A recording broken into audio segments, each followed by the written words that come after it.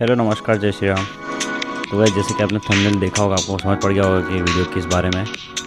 जी हाँ guys, top tourist place to visit in Vellore. Vellore का प्राचीन नाम वेलापुर है। यह शहर चेन्नई के दक्षिण पश्चिम में पलार नदी के किनारे पर स्थित है। तो पहले नंबर पर जो है श्री लक्ष्मी नारायणी गोल्डन टेम्पल, तमिलनाडु, जो कि वेल्लोर में है। यह मंदिर 15,000 किलो शुद्ध सोने से बना है। इसे दक्षिण भारत का स्वर्ण मंदिर या गोल्डन टेम्पल भी कहा जाता है। यह मंदिर श्रीपुरम आध्यात्मिक मार्ग में स्थित है। यह तिरुपति से करीब 120 किलोमीटर दूर, चेन्नई से इसकी दूरी 145 किलोमीटर, पुडुचेरी से 160 किलोमीटर और बेंगलुरु से 200 किलोमीटर है। यह मंदिर सोमवार से रविवार तक सुबह 8 बजे से शाम 7:30 बजे तक खुला रहता है। यहाँ व्हीलचेयर लाने ले जाने की सुविधा और पार्किंग की सुविधा है। यहाँ एडवांस में टिकट बुक कराने की ज़रूरत नहीं है। यह मंदिर बच्चों के लिए भी अच्छा है।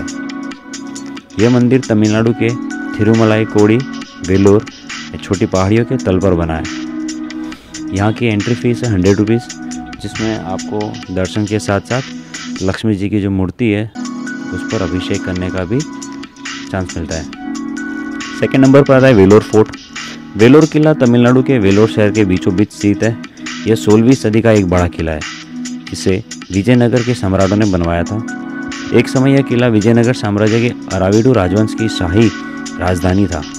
यह किला अपनी भव्य प्राचीरों, चौड़ी खाई और मजबूत चिनाई के लिए जाना जाता है। वेल्लोर किला ग्रेनाइट पत्थरों और चूनों से बना है। यह पहाड़ों से घिरा हुआ है।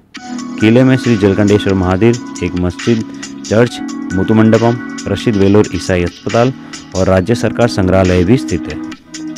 वेल्लोर किला एक ऐतिहासिक विरासत, एक सैन्यगढ़ और भारतीय स्वतंत्रता संग्राम की अभिव्यक्ति के लिए एक महत्वपूर्ण स्थल है। यह हमारे कारीगरों के कौशल के साथ साथ हमारी मिश्रित संस्कृति का भी प्रतिनिधित्व करता है। वेल्लोर किले में प्रवेश मुफ्त है। एडवांस में टिकट बुक करने की ज़रूरत नहीं है। किले में व्हीलचेयर लाने ले जाने की सुविधा है। यह किला सुबह 8 बजे से शाम के 6 बजे तक खुला रहता है। नंबर 3 पे आता है जलकंडेश्वर महादेव। जलकंडेश्वर महादेव तमिलनाडु के वेल्लोर शहर के बीच में स्थित है। यह मंदिर वेल्लोर किले के अंदर बना है। इस मंदिर को 16वीं शताब्दी में विजयनगर के राजा चिन्नाबोम्मी नायक ने बनवाया था। यह मंदिर भगवान शिव को समर्पित है। जलकंडेश्वर का मतलब जल में शिव।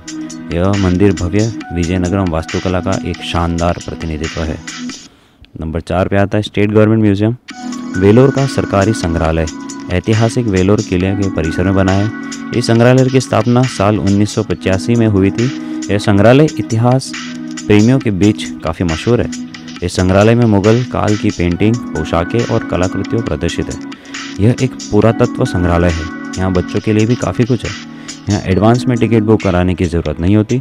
वेल्लोर किला 16वीं सदी का एक बड़ा किला है। यह तमिलनाडु वेल्लोर शहर के बीचों बीच बना है।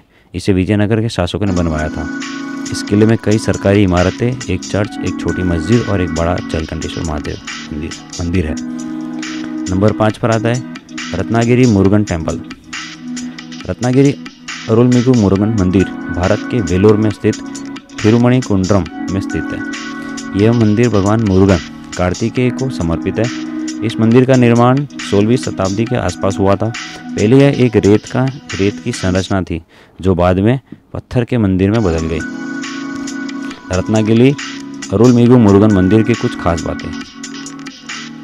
यहाँ कपड़ों की रिसाइकल नहीं की जाती। यहाँ व्हीलचेयर लाने ले जाने की सुविधा भी है। एडवांस में टिकट बुक करने की कोई ज़रूरत नहीं है। कुछ लोगों का कहना है कि यह मंदिर शांत और ठंडा है। कुछ का कहना है कि यह बहुत सुंदर और अद्भुत है।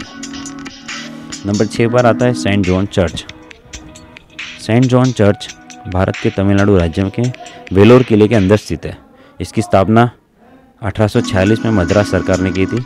यह वेल्लोर सूबा के नाम सबसे पुराने चर्चों में से एक है। यह चर्च एंग्लिकन परंपरा का पालन करता है। नंबर 7 पर आता है पेरियार पार्क। पेरियार पार्क वेल्लोर शहर के बीचों बीच स्थित है। यह पार्क स्थानीय लोगों और पर्यटकों दोनों के लिए एक लोकप्रिय जगह है। यहाँ स्लाइड, झूले और सार्वजनिक शौचालय जैसी सुविधाएं हैं। इसके अलावा यहाँ व्हीलचेयर लाने ले जाने की, पार्किंग की सारी सुविधाएं है। यह बच्चों के लिए अच्छा है। एंट्री फीस बहुत कम है। पेरियार पार्क खुलने का समय सुबह 4:30 बजे से रात के 9:30 बजे तक। नंबर 8 पर आता है टीपू एंड हैदर महल। टीपू महल और हैदर महल तमिलनाडु के वेल्लोर जिले के वेलोर शहर में वेलोर किला परिसर के अंदर है। मान्यता है कि टीपू सुल्तान ब्रिटिश युद्ध के समय अपने परिवार के साथ कुछ समय यहाँ रहे थे। ब्रिटिश राज के दौरान वेलोर किले में कई शाही कैदियों को रखा गया था। इनमें टीपू सुल्तान के परिवार के सदस्यों और कैंडी के अंतिम राजा विक्रम राजा सिन्हा शामिल थे।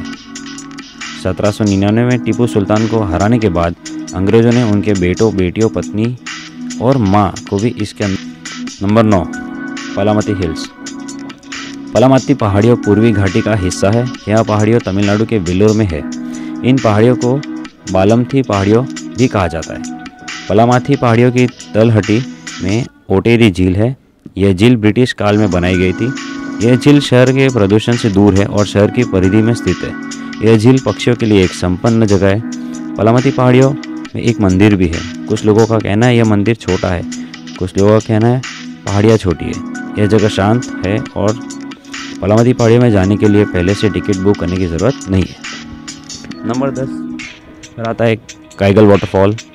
काइगल जलप्रपात तमिलनाडु के वेलोर में स्थित है। यह झरना केंगल गांव में है और इसे दुमुकुरुल्लू वाटरफॉल के नाम से भी जाना जाता है। यह झरना 40 फीट की ऊंचाई से गिरता है। यह झरना पूरी तरह से प्राकृतिक है और मौसम की परवाह किए बिना 40 फीट की ऊंचाई से एक ही बड़े से बहता है।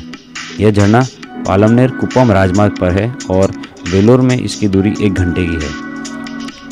केंगल जलप्रपात के बारे में कुछ और जानकारी।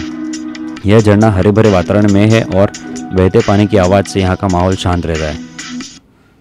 वेलोर इतिहास और कला से भरपूर जगह है। तमिलनाडु में अगर आप आते हो तो आपको वेलोर शहर का दौरा ज़रूर करना चाहिए। Thank you. और गाइस एक और बात बताऊंगा, मैं खुद भी वेलोर गया था, तो आप चाहो तो आप जो है मेरा वेलोर वाला ब्लॉग भी देख सकते हो, ताकि आपको और डीप में डिटेल्स मिल जाएंगी। डिस्क्रिप्शन में लिंक दी हुई है।